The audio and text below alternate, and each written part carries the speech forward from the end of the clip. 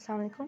तो आज हम बात करने लगे हैं लेरेंजियल पैरालिसिस की। ठीक है, तो पैरालिसिस का हमें पता है, जहाँ पे भी पैरालिसिस का वर्ड है उसका मतलब होता है कि वहाँ पे जो नर्व कनेक्शंस हैं या जो नर्व सप्लाई है वो कम्प्लीटली जो है वो ऑब्स्ट्रक्शन हो गई है नर्व सप्लाई की, या मतलब कि नर्व्स जो हैं वो डैमेज हो गई हैं। ठीक है, ड्यू टू एनी रीज़न, कोई भी रीज़न हो सकता है। ठीक है, अच्छा जी, नर्व सप्लाई पहले देख लेते हैं। हमें पता है कि पहले हम थोड़ा सा ये देख लेते हैं कि बेसिकली जो लेरेंजियल नर्व सप्लाई है वो बेसिकली उसका ओरिजिन कहाँ से होता है।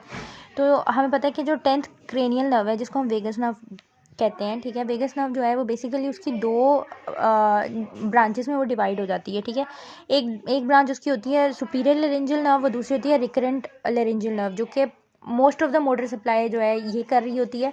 ठीक है, बस एक मसल जो है ना मोटर क्रिकॉइड मसल, उसको हमारे पास जो है वो सुपीरियर लेरेंजियल नर्व जो है वो उसको इनर्वेट कर रही होती है।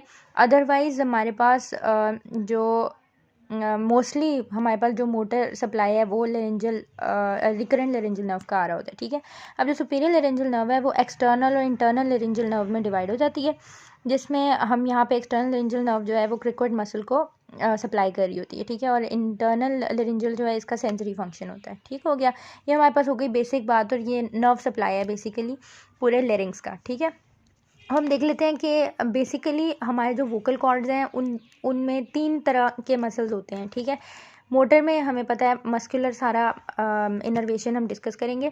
तो 3 किस्म के मसल्स कौन से होते हैं वोकल कॉर्ड्स के अंदर। एक होता है एबडक्टर जो कि वोकल कॉर्ड्स को ओपन रखते हैं। ठीक है, और एक होता है एडक्टर जो कि रिस्पॉन्सिबल होते हैं वोकल कॉर्ड के क्लोजर के लिए। ठीक है, और तीसरे होते हैं टेंसर्स जो कि उनकी टोन को मेंटेन करते हैं। ठीक हो गया, अच्छा जी, यहाँ पे हम बात करें कि रिकरेंट लेरेंजियल नर्व जो है वो रिकरेंट लेरेंजियल नर्व जो है वो बेसिकली हम पहले बात कर चुके हैं कि पूरे मोटर इनर्वेशन के लिए ये रिस्पॉन्सिबल होती है। ठीक है, और एक्सेप्ट फॉर क्रिकॉइड मसल जिसको एक्सटर्नल लेरेंजियल नर्व सप्लाई कर रही होती है। ठीक हो गया, अच्छा जी, सेंसरी में बात कर लेते हैं। सेंसरी फंक्शन जो है वो कौन सी नर्व प्ले कर रही होती है, रिकरेंट लेरेंजियल नर्व कर रही है और इंटरनल लेरेंजियल नर्व कर रही है। ठीक हो गया, अच्छा जी, पैरालिसिस की बात कर लेते हैं। पैरालिसिस बेसिकली जो है 3 टाइप्स का हो सकता है। ठीक है, एक तो paralysis of recurrent laryngeal nerve. ठीक है, जिसमें जो है हमारे जो वोकल कॉर्ड्स हैं वो मीडियली अरेंज हो जाएंगे, यानी कि उनके अंदर का जो स्पेस है वो मिनिमम हो जाएगा, और पर्सन जो है अगर बायलैटरल है, बायलैटरल अगर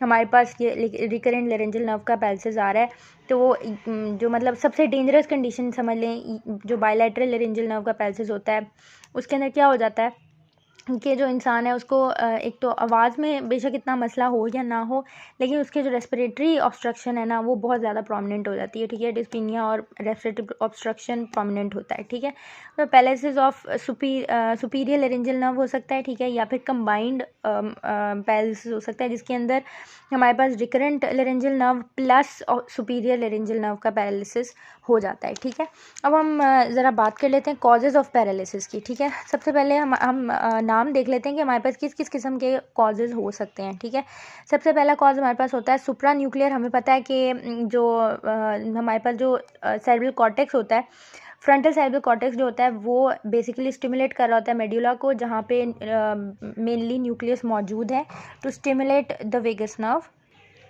तो अगर खुदा न खास्ता फ्रंटल जो सेरेब्रल कॉर्टेक्स है वो डैमेज हो गई है तो फिर ये उसको सुप्रा न्यूक्लियर कॉज जो है वो कंसिडर किया जाएगा। ठीक हो गया, अब वो किसी भी वजह से डैमेज हो सकता है ट्रॉमा हो गया, कोई ट्यूमर हो गया है, कोई इन्फेक्शन हो गया है। ठीक है, कोई भी रीज़न उसका बन सकता है, लेकिन अगर सुप्रा न्यूक्लियर रीजन में डैमेज आया है तो ये सुप्रा न्यूक्लियर कॉज कंसिडर होगा लेरेंजियल नर्व पैरालिसिस का। ठीक हो गया, न्यूक्लियर कॉज क्या हो सकता है कि जब nucleus from the vagus nerve resides in the medulla, this is very clear. किसी भी वजह से अगर वेगस नर्व का न्यूक्लियस मेडुला के अंदर डैमेज हो जाए, जैसे कि फॉर एग्जांपल किसी ट्यूमर कंप्रेशन की वजह से या फिर कोई वस्कुलर डिस्टर्बेंस की वजह से न्यूक्लियस वेगस नर्व का डैमेज हो जाए, तो वो हमारे पास जो है वो न्यूक्लियर कॉज कंसिडर होगा। ठीक है, हाई वेगल लीजन्स, अब क्या है, ट्यूमर्स हो सकते हैं या स्कल फ्रैक्चर्स हो सकते हैं, tumours of posterior cranial fossa हो सकते हैं। ठीक है, ये सारे हाई वेगल लीजन्स में आ जाते हैं। ठीक है, अच्छा, उसके बाद है लो वेगल लीजन्स। अब लो वेगल लीजन्स में भी हमारे पास यही रीजंस हैं कि जहाँ पे ट्यूमर जो है वो प्रॉब्लम कर सकता है, ट्रॉमा, सर्जिकल इंटरवेंशंस, कुछ मतलब कि हो सकता है कि थायराइड की सर्जरी में लेरेंजियल नर्व का डैमेज जो है वो बहुत ही ज़्यादा कॉमन होता है, ठीक है। जैसा थायरॉयडेक्टमी हो रही होती है, अक्सर लोगों को हाइपोथायरॉयडिज्म के प्रॉब्लम्स होते हैं, तो थायराइड की सर्जरी में के दौरान लेरेंजियल रिकरेंट लेरेंजियल नर्व का डैमेज जो है वो बहुत बहुत कॉमन है, ठीक है।